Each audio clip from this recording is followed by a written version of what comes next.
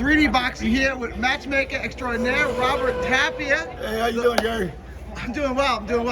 Excellent show today. So tell us what you think about the show and what you think about the fights that you made. I think we knocked the show out of the ballpark, man. I mean, anytime you come to a show where I'm matching, it's going to be a show, man. I mean, I match aggressively, man. And nobody's going to come here not to fight. They're going to come here to fight. You do.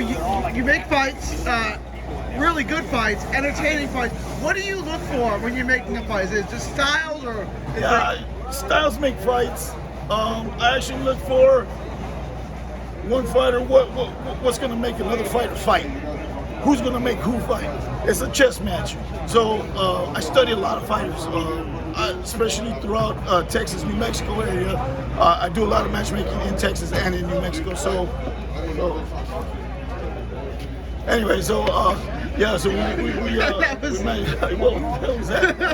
Anyway, so we get down and I just like I like aggressive fights.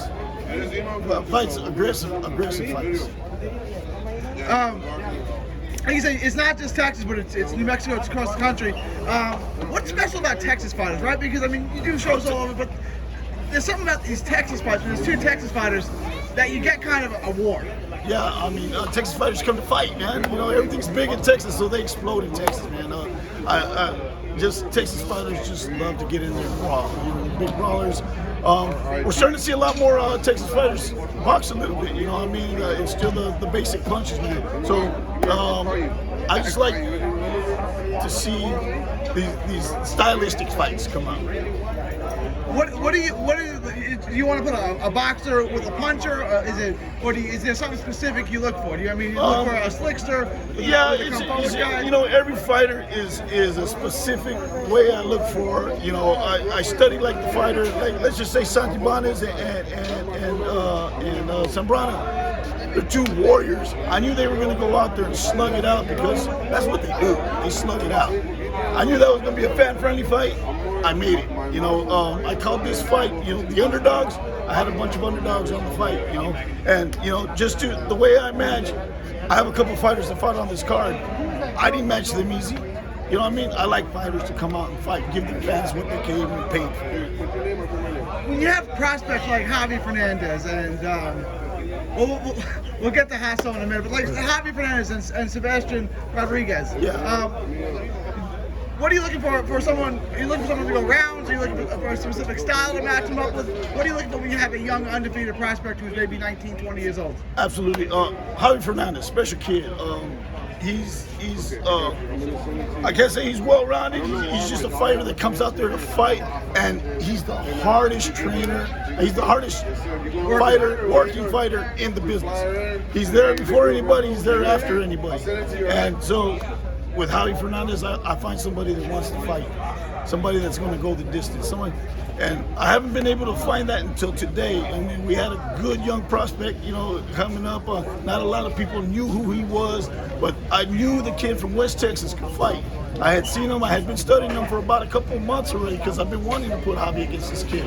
And I got a little kickback from putting this kid with Javi, with his coach, but I said, listen, you got to believe in Javi. You got to believe that Javi can step it up, and he did. He showed what he had today. That was one of the, you know, for this size show, that's one of the best fights you're going to see. Yeah. There was high-level skill in there, too. What are you going to look next for, like Javi? You got a all-action, come-forward fighter who throws 100 punches.